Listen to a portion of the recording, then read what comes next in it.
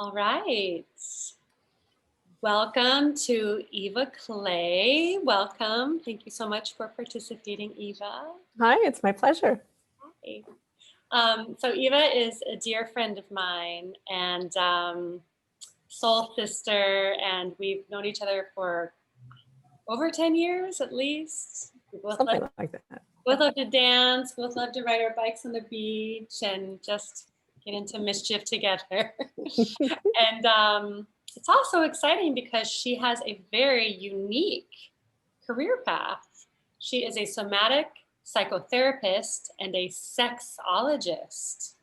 So I know ology means science, so she's a scientist of sex. Can you tell us what a sexologist does? I am a scientist of sex. Actually, I've never heard anyone put it that way, but it's definitely true. Yeah. So a sexologist is basically someone who studies sex. And the way that I study sex, and in particular my area of expertise, is understanding the science of the body and the science of the sexual self. So I love to intersect the psychology, the soul, and the somatic awareness of our existence and blend that all together in one ball of mischief. Mischief indeed, yes. And so Eva's work is an elegant marriage of the profound and the playful, you can imagine. She's a former professor of neuroscience. She bodaciously reminds us that smart is also sexy. Love it. She really is the epitome of both smart and sexy, I would say. And when she's not teaching, you'll find her making mayhem on a dance floor and with me next to her quite often. Pretty much. Yeah. Love it. So I was excited that Eva said yes to participate in this summit because she brings this very unique lens to how can we reduce our anxiety, and not just with breath work or just with movement, but she brings, she understands kind of the physiology of pleasure and intimacy and connection, and not just in a sexual way, but really in a way that we can drop into just feeling happiness and ease and joy. And so I'm so excited to have her here today. Thank you again, Eva. So let's go ahead and start with the first question. Please share with us a time in your life where you felt a sense of uncertainty and anxiety, and what was causing this anxiety, and how did you move through that in a powerful way? Yeah. Yeah. Excuse me. Definitely the biggest transition in my life was going through a divorce, which probably many of your viewers, if you're watching this now, you might have been through a divorce as well. And after about 10 years of partnership, my husband and I split, and it was really scary, being in partnership for that long, and then suddenly being sort of out on my own and being a newly independent single woman. It was a little scary, and a lot of these questions came up for me that, if you're watching this, you might have felt as well, like, how will I support myself? And who am I now? It's a core shift in identity when you go through a divorce. It's kind of like a root chakra severance. And, what is my life now? What is the meaning of my life now? And what's next? Trying to lean into the future. So there were a few years there when I was going through that transition where things were very uncertain. Yeah. And I had to really reach for my tools. That's right. Yeah. Right. And what is one of the primary tools that got you through that time? Well, pretty much what I'm going to talk about today, which is connection. Okay. Yeah. Being connected to community and to friends and to family. That's really what got me through. And I now know a lot more about how that really works in the body. And that's what I'm going to share today. And I hope that it really serves you. Really beautiful. I know. I mean, obviously with the pandemic, the social distancing, we feel so much disconnection and loneliness. And I know it's really affected me as well. And it's been a source of anxiety for all of us. So I'd love to hear about kind of the physiology of that, what we can do about it. Yeah, well, I think if you're watching this, you know by now that we are social creatures. We are tribal animals, that our whole mind and body and brain, everything about us is wired for connection. And that's because we don't survive well on our own. If we are to disembark from the tribe, then we go into a great state of vulnerability to starve or to be eaten by a predator, etc. So nature has us wired to stick together. And so when we experience a sense of connection and belonging, it sets off a chain reaction in the brain and in the body that helps to regulate us. So I'm going to share science with you, but I'm going to sort of do the Cliff Notes version, not go too far into it in the sake of time. So when we're in connection with somebody, I'll start with this, meaning we are at a particular physical proximity with them, our eyes are making contact with them, we're listening intently and then sharing back. Maybe like how you would feel if you went to dinner with someone or you had a picnic. More likely these days you'd be sitting across from them, making eye contact, sharing food. Or if you're dancing with someone, like Sharon and I sometimes dance together. The brain enters a sort of what we call limbic resonance. It enters a state where your nervous systems actually begin to sync up. We also call this co-regulation. So meaning your breath might become synchronized where you're inhaling, exhaling at the similar rhythm. And then your heart rate will begin to sync and your nervous system will begin to regulate to the other person. So we know that sometimes when we're in deep connection, it does feel like emerging, and it actually is, because there's a kind of meeting of our realities. I'm sorry? When you say we feel in sync. Yeah. Yeah. It's literal with your heartbeat and your breath. Wow. Yeah. Yeah, we really do sync up. And there are certain like activities culturally that we participate in that engender a great sense of bonding. And we're not even consciously engaging in these things, knowing that they engender that. But one thing is dance. So when we're moving and we're mirroring somebody in our movements, the brain goes into a deeper sync with the other person. That's a form of co-regulation. When anytime we're moving our bodies, let's say you go for a walk with someone. That's why I always recommend taking walks for couples. Like every day, go for a walk together when you get home from work. It's because when the legs are moving in the same stride, you go into what I call sync. Singing together, using your voice. If you're in a choir, that's an incredible way of bonding. Working together on a project for a shared outcome, if you have the same desire for the outcome. Collaborating is a great way of bonding. And of course, any kind of intense experience. You talk about people who really bonded at a workshop, or they bonded at a festival, or they went through something really hard together. It's because the intensity, the spikes in the nervous system through those experiences might match your spikes. And so then that bonds you together. And nature says, oh, they belong together. Okay, sync. And I like to describe it metaphorically as kind of like a Bluetooth sync. When you're trying to pair a device, Yeah. And you hear that little bloop, and there's this like little sound that says you're paired. It's kind of like that between humans too. There's a pairing that happens. And so when that pairing happens and we co-regulate, we feel good. The brain releases oxytocin and endorphins and opioids, and our neurotransmitters transmit more effectively. Everything regulates hormonally in the body and the endocrine system, and our immunity boosts, our mood, our outlook, everything improves when we have enough co-regulation or sync. And feel connected. When we feel connected, right. So imperative that we're getting that enough these days, because We're here to talk about anxiety. There's a lot of anxiety in the air. This is not news to anybody watching this. And there's a lot of disconnection. And it's necessary on some levels for us to be disconnected or isolated, maybe distanced, but not disconnected, as I like to say. So how do we preserve connection in this current context?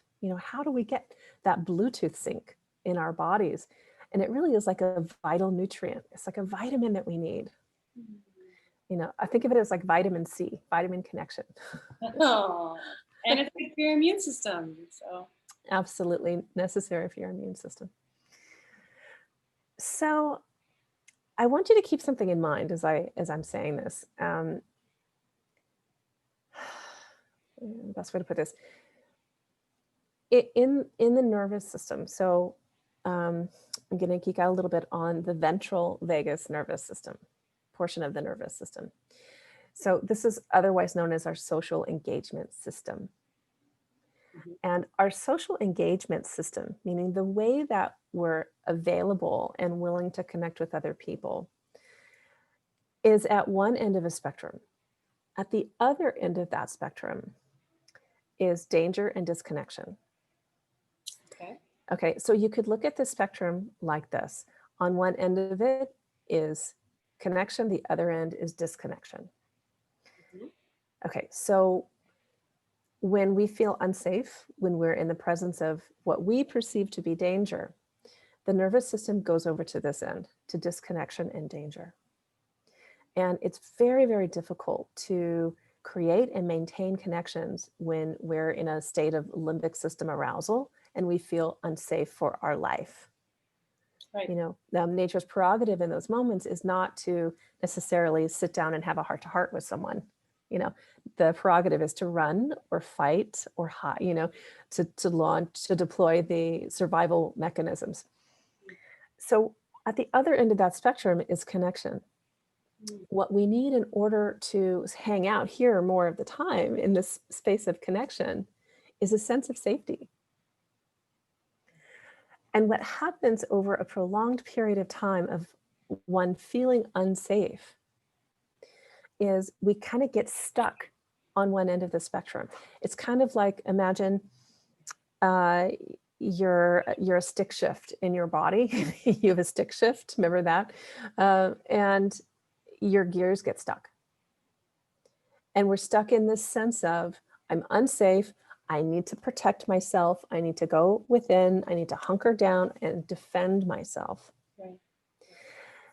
And as I was getting ready for this talk, I was actually reflecting on this for myself and all of us. Like 6 months ago, we were scrubbing our groceries before we brought them inside. Do you remember that? I was literally with disinfectant and rubber gloves, wiping down boxes and bags before I brought them inside to my house. And remember those early days of running out to the grocery store with a mask and just taking whatever you could find off the shelves and everything was bare. I mean, that was really scary. And I think many of us are just stuck in that mode. We got stuck in that gear. And very difficult to try and connect from that space and to maintain connections. And what I'm noticing is that there's a big rupture. There's like a fraying, like a scattering of connections. People are moving. People have different political beliefs right now. People have different needs and preferences around the pandemic and how safe they need to feel, and mask, no mask, distance, and and so there's just a lot of psychological fragmentation of how we relate and how we bond. So know this, that your anxiety is actually a very appropriate response to the context we're in right now. And I just want to let that land. Okay, good. For everybody. Yeah. It's okay to feel anxious right now. Absolutely. Normalize it. Yeah. And yeah. Yeah. And how can we get you a little less anxious? I think that's why you're here. How can we offer some relief so that you're moving a little down that spectrum, downriver to connection, to feeling connected? And so in a moment, I know that you have more questions, Sharon, but before we go, I'll say that. Before we go, I'm going to offer you 2 tools to help move you in the direction of connection and availability. Well, the only other question is, how do you help people have more fulfilling connections? Something you'd like to address now? Well, I'm kind of doing it. I'm kind of Yeah. just showing it. I do believe, this interview is time limited, but meaning we only have so much time. But in my experience, to really get an understanding, like a deep and thorough understanding of how the body metabolizes connection and how you can work with your own nervous system so that you're actually more like open and available to connect in the ways that you're longing for, is really important. It's empowering to understand how this is running in your body. For me, I first began to really experience this through the practice of Tantra, in particular sexual Tantra, and which is all about this. Like, I'm basically just giving you the science of Tantra and how that works. It's amazing how these ancient practices are so corroborated today with the science. And so having that intellectual understanding, I find, is really empowering, but then moving that into the body and actually practicing it and feeling that on a very subtle level, And so one thing I notice, I don't know about you, Sharon, or anyone watching, is that looking at people walk around the street today, because we need to be distanced from each other, notice how everyone's sort of contracting away, how uncertain or afraid you feel when you pass by someone, especially like if they're not wearing a mask or you are, like whatever your beliefs are around that, like we're avoiding each other and going around instead of passing on the street. And nothing wrong with that. That's kind of what we're being told to do. But how does that impact your sense of safety and connecting with other people? Even our best friends, even our family, we have to maintain a distance. There's this sanitizing that's going on. And so having this intellectual understanding will give you the hacks to bypass those responses that connection is not safe right now, so that you can both maintain your distance as you need to, but then understand that there's a deeper experience of connection that's also available to you. Yes. Give me more of that. Give me more of that. Because, I have a science background. I know how viruses work. I definitely wear a mask in public. I want to stay healthy, as well as keep everyone around me healthy and move through this in a grounded way.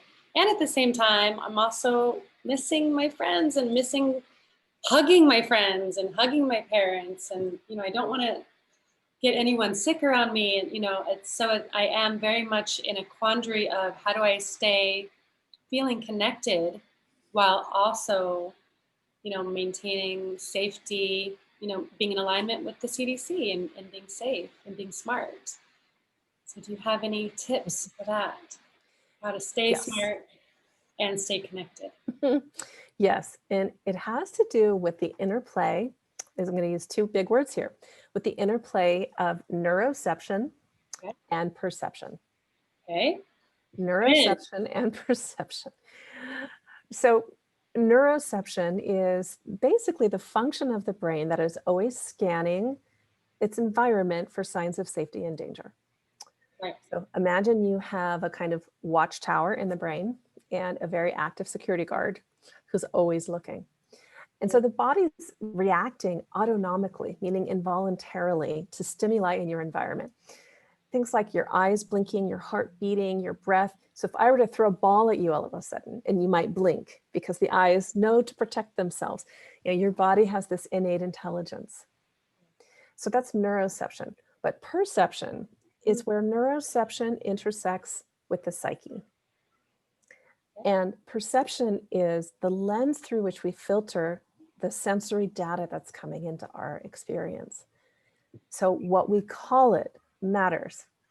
If we call it good, we call it bad, we call it fun, we call it pain, we call it pleasure. Like how we organize the stimulus is so important.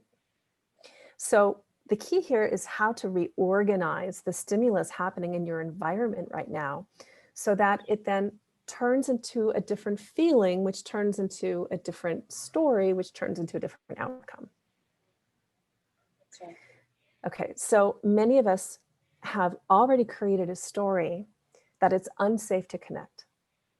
It's unsafe to be close. It's unsafe to pass by on the street. It's unsafe to go to the grocery store. It's like it's just unsafe to be alive, kind of at the moment. It's even unsafe to like watch the news or look at social media. Or for some of us, it's unsafe to talk to friends we've loved for so long or family members because they've gone a different route with their politics or ideology and belief systems. So for a lot of us, those safety anchors have dropped away. Mm-hmm. So I want to help you reorganize your perception. And this, by the way, is what also triggers anxiety. Oh, yes. Okay, is your perception. It's Yeah. all about how you appraise a situation. Mm.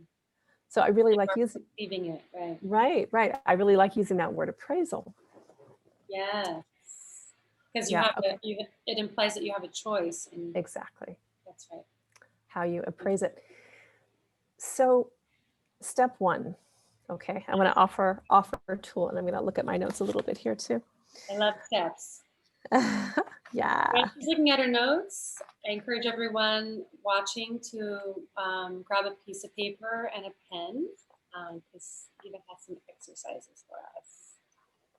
Love this. I so love the science of this. It's incredible. I'm a former professor, so I like it to be concrete. Yes. All right. So I really love doing this. So we want to move information out of neuroception, which is involuntary, and into perception, which is your appraisal. So notice where you're safe. Notice the safety around you and in your life. So we use the who, what, where, when.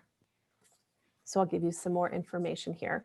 And then if you're watching, you can maybe just pause the video and do a little journal entering right here. And let's see how this impacts your body and your nervous system. Okay, so the first question is who? Reflect on the people in your life that make you feel safe. They bring you a feeling of safety. That might be a pet, it could be a family member, it could even be a deity or a mythological figure if you have a spiritual practice. And it could be people who are no longer living and people you haven't even met personally, such as a spiritual figure. So who brings you a sense of safety? I know for me, when we went into lockdown, I asked my dad to call me every day. So all throughout, like at this point, 7 months or so, I talked to my father every single day. Yeah. So what do you do that brings about a sense of safety? So look at the small actions in your life that feel nourishing and the actions that invite connection. And keep track of the things that bring moments or even little itty bitty tiny moments of feeling safe and open. Mm-hmm. For example, for me, it's dancing. I put dance. Yay! That's why we're friends. Playing my ukulele. Oh. Yay! We both play ukulele. Yeah, I'm not quite there yet. You'll see her little uke over there. Yes, it's right there. Okay, where? Take a tour of your world and look for the physical places that bring you safety or cues of safety. So look around your home, your neighborhood, your community, you're not going to work right now, but a place where you might feel a sense of spiritual connection. Where are the places and the environments that make you feel safe and open? For me, it's nature. It's the beach. I live at the beach. And so when I go into these places, I look around and I can take my mask off maybe, and I just feel like there's no COVID here. Like in this moment, as I'm sitting on this beach and I'm meditating, I'm in absolutely no danger. I'm completely safe here. So we want to begin to skew our perception to keep an eye out for the signs of safety, because probably right now your perception is skewed to look for signs of danger. So we want to filter in some counter information. Right. When are the moments when you feel anchored in your sense of safety? So as you're going about your day, if you're, having a sense of safety, just jot it down. Even just whisper to yourself, I feel safe right now. I feel safe right now. If you make, if you make a note of it, even if you enter it in your phone, it runs it through the different channels of the frontal cortex and it gets like imprinted. And then the brain will begin to look for more and more signs of safety and noticing more moments of safety. It's really important. Okay, so we've got our who do you feel safe with? What brings you a sense of safety? Where do you feel safe? And when do you feel safe? Beautiful. Yeah. So what I'm understanding from you is that biologically we're wired to look for the danger and to be hypervigilant, and then something like a pandemic, it just ratchets that up so high so that we have to use our consciousness to kind of override it a little bit and say, oh, I actually feel safe right now in this bathtub. I feel safe right now having dinner, and this food is delicious. It kind of anchors us back into the present moment. How do I feel right in this moment?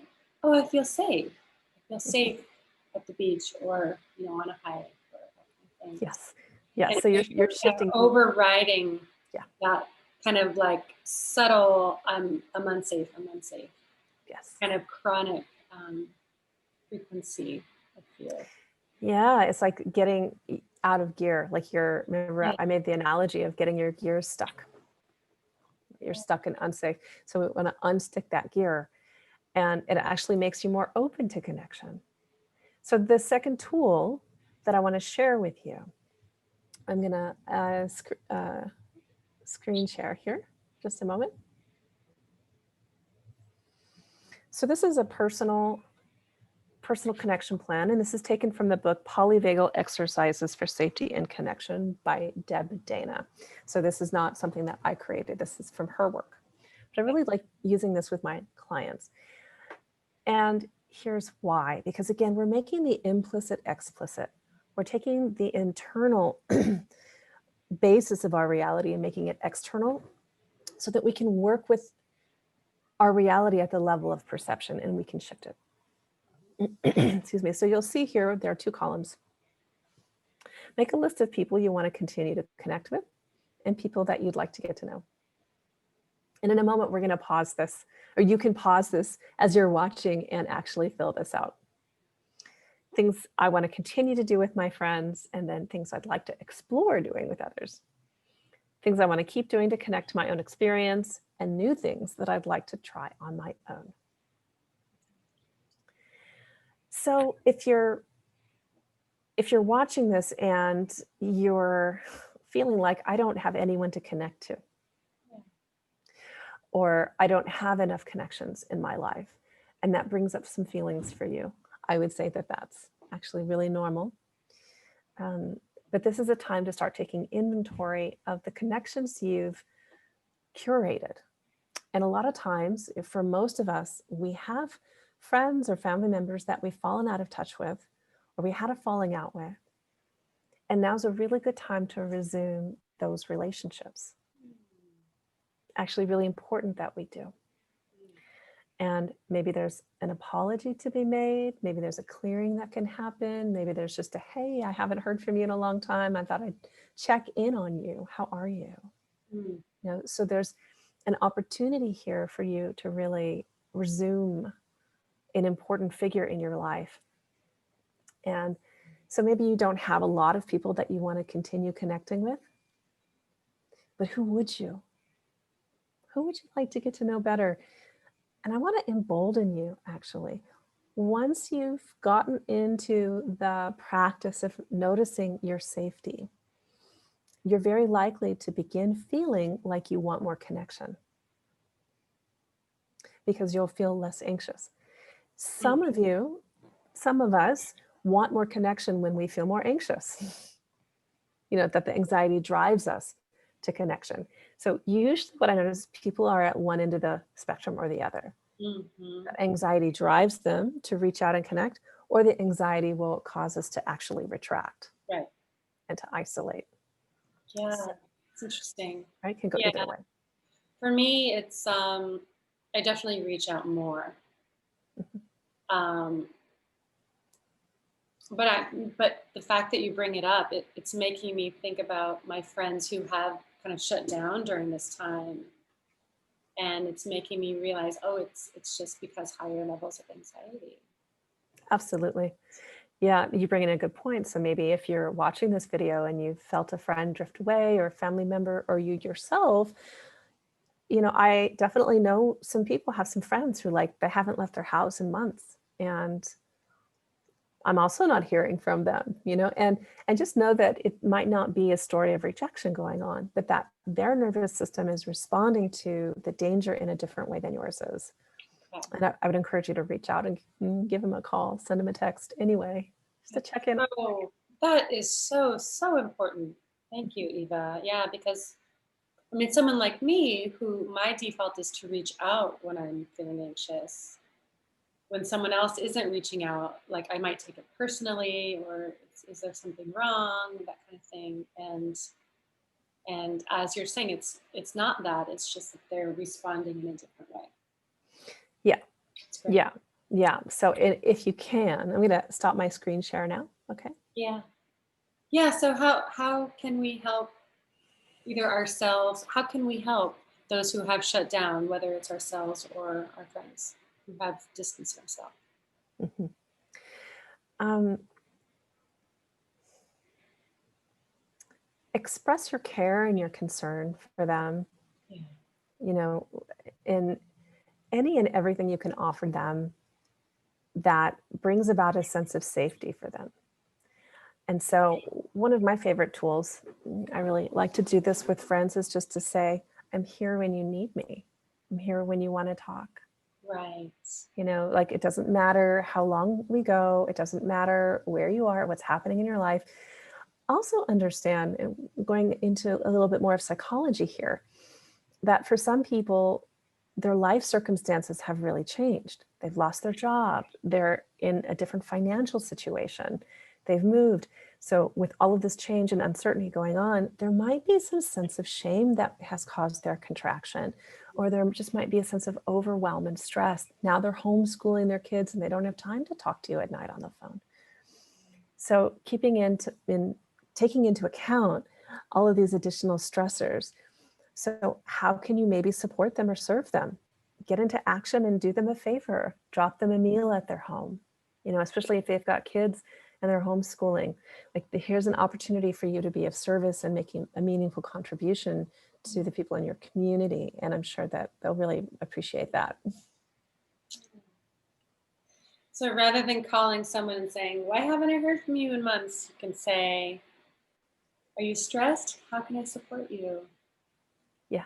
Right? Yeah. And it's a win-win. Then you feel that connection again. It's a win-win. Beautiful. Beautiful. Thank you, Eva. Yeah. It's so interesting when you were talking about the line. I think kind of like the sympathetic and the parasympathetic, feeling unsafe and feeling safe, and then how that's related to connection. When you're not feeling safe, you shut down, you isolate. When you are feeling safe, you open and you connect. But really, the cure is, when you're feeling this way, is to open and connect, right? But quite often then you feel even more vulnerable when you're not safe. So how can you override that, right? When you're already feeling contracted, you're already feeling highly anxious. And then, the request is to be vulnerable enough to reach out to a friend and say, hey, I miss you. Do you have any tips on, that kind of that courage to take that leap to be vulnerable? Yeah, and sometimes it's a big ask. It's really asking a lot of someone to overcome their own anxiety and reach out for help. So what I would recommend instead is to do exactly what we've just done right now, which is to notice your signs of safety, to notice that your supports, your strengths. One thing that I do, I'll offer this as a tool, is I know for me, sometimes I go into a story of like, this is crazy. If you know me, and Sharon, you know me, this is crazy. Because I'm like, oh, no, I don't have any friends. Or like somehow the story gets deployed of, I know it's ridiculous. But like, no one's called me. I don't have any friends. I'm all alone in the world. And that's just a place where I'm wounded. That's wounding for me. That's a false narrative that comes from a traumatized part of my brain. And it's not true. So what I do is I actually make a list of my friends, people that I know care about me. And I keep that visible at all times. So I'm sure I'm on this list. I hope you that are, you are on the list, but it confronts that false story that I'm all alone and nobody cares about me. Yeah. And so I recommend that for all of you if you're watching this. And so in terms of needing to overcome your anxiety and reach out for help, that can really help, is to remember that you are in fact loved and that your people want to hear from you. Yeah. That's right. That's right. And, just to have the courage to be vulnerable. I think it's kind of like, be afraid, feel the fear and do it anyway. Kind of idea. Because, in the end, you're going to feel more connected. The anxiety will go down. And that will help us all get through this hard time together. Yes. Stay connected. I can't emphasize it enough. Stay connected, even if it's on Zoom or, I really encourage you to be creative and to innovate new ways of being connected. I had a girlfriend come and see me a few months ago. She was very COVID precautious and lives with her elderly parents, but she came in a shower curtain. Oh, that's right. She fashioned a shower curtain kind of over her head and like, and she came to hug. I know you need a hug, but this is all I got. This is all I can do. So there's opportunity for all of us to innovate these new ways. Oh, thank you, Eva. That was just so informative. And you're right, it is very empowering when we understand the science. So thank you. Thank you for empowering us all, that we have a choice, that we can choose to identify when we feel safe, where we feel safe with who, and cultivate those feelings of safety.